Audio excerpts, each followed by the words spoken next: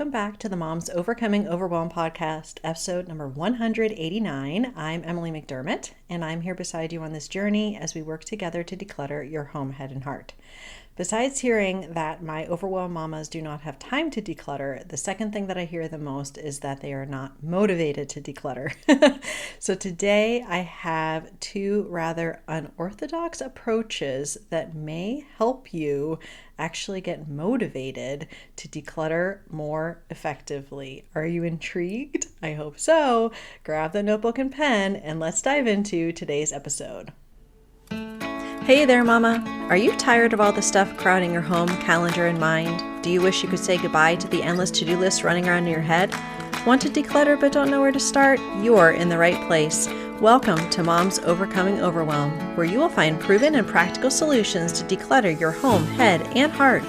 Hi, I'm Emily, a wife, boy mom, and simplicity seeker. I struggled to get pregnant and felt overwhelmed until I discovered decluttering could create the physical and emotional space I needed to become a mom. Now, 2 kids later, I've transformed my life and motherhood by developing simple systems around decluttering, capsule wardrobes, kid stuff, cleaning and tidying, meal planning, time management, and more, and I can't wait to share them with you. If you're ready to reclaim the time and energy you crave, be present with your kids, and finally enjoy the life and motherhood you so deserve, let's kick overwhelm to the curb, shall we? Grab your lukewarm coffee, your notebook and pen, and clear off some counter space. Let's do this. Thank you to everyone who participated in the signed book giveaway. My friend Julia Abenge, who was on the podcast last week, is giving away a signed copy of her new book, and I am very excited to announce the winner. And I knew it would be someone that I could not pronounce the name well. So I hope I'm saying this right. Marcella Correa, or otherwise known as Marcella Correa. Regardless, Marcella, I will go ahead and email you so I can get your address and send you the copy of Julia's book. And thanks to everyone who shared the show or left a review. And recently I had a very helpful review from someone named Dark Lady Disdain. And she was mentioning how she was hoping I could focus a little bit more on specific areas of the home. And I think that's a fantastic idea. And so in May, I am going to start like a room by room series. And of course, every other week we're going to have interviews, but I think that's a fantastic idea and I can't wait to get started with that. So let's dive into these 2 different or unorthodox methods to help you get motivated to declutter. One of them is called the move out method, okay? So in this method, you pretend that you are moving out of your home and you actually pick a move out date. Now, even though you may not actually be moving, it's good to actually have that date in your mind just to have a goal to work towards. And then you are going to pick a space to start. If you've been listening for any amount of time, I recommend you start in those unemotional, unsentimental areas, but you could also start in an area that's been stressing you out for a bit and you would like to get a handle on. And as you are taking everything out of that space, remember, we're not going to do the entire room, so we're going to pick a part of the room at a time. Then you're going to ask yourself a couple of different questions that what we normally ask. And these questions are, would I pack it? Like if I were moving, would I pack this? And would I take the time to wrap it in bubble wrap? When I was doing research for this episode, I thought that that was brilliant because it takes time to actually wrap some of these things, especially when it comes to our sentimental items or things that we haven't used or looked at for a while, and asking ourselves, would I actually take the time to do this? Would I want to pay movers to actually move this? And if the answer is yes, then you can put that aside for keeping. If the answer is no, then consider donating that or maybe trashing it depending on the condition. And remember, you can always use that out of sight, out of mind bin for anything that you're not really sure about. But the great part about this is when you have cleared a space and eventually perhaps cleared the room as if you were moving, then you can pretend you are moving back in.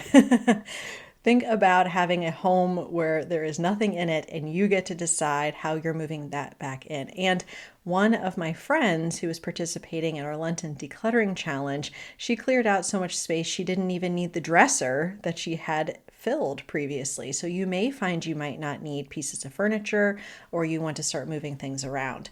Now, a related concept to this, instead of the move out method, is the packing party. And this was coined by the minimalists. I'm going to link to a couple articles about these concepts to help you learn more. Now, this is a little bit more advanced, possibly more hardcore, I guess you could put it that way. And that is if you were to, again, pretend you're moving and then you pack everything into boxes. Wow, right? And then you unpack only what you use or need during that time frame. Now, obviously, you need to have these boxes labeled pretty well. Let's use your closet as an example, that perhaps we're going to take everything from our closet and maybe have different boxes per category, put them in the boxes, and then you're only taking out the things that you wear. Everything else stays in the box. And then when you have picked your move date or your time frame, then you will decide whether you're donating or selling or getting rid of what you haven't used. So again, you're putting sort of this artificial boundary and this artificial deadline in order for your brain to be more motivated.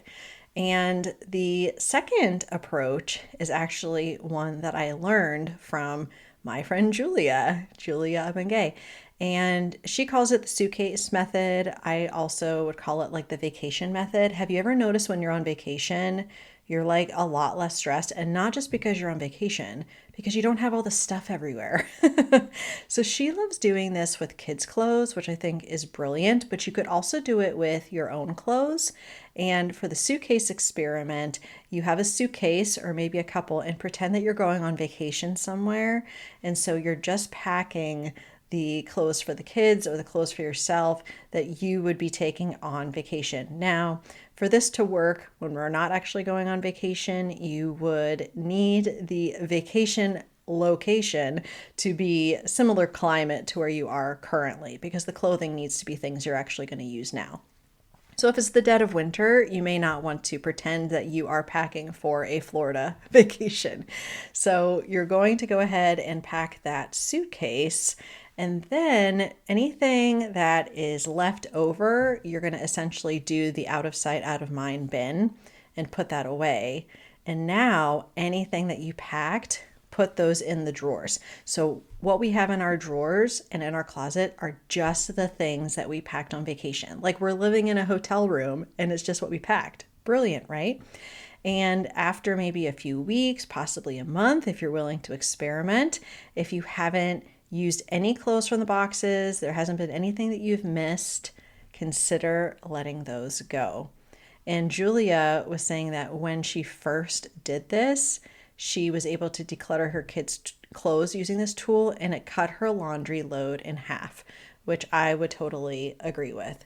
So again, these are just some ways to kind of experiment with less using these visualization techniques, as we're kind of like tricking our brain into thinking that we're moving or we're on vacation, and so we're living with less. So if you test either of these out, I would love to hear how it goes. Come on over to the Facebook group, tinyurl.com/moms overcoming overwhelm. Let me know how it goes. And until next Thursday, hope you have a great time decluttering. Come to the group if you need support, and bye for now. If you like today's podcast, here's what you can do. Just take 30 seconds to leave me a review.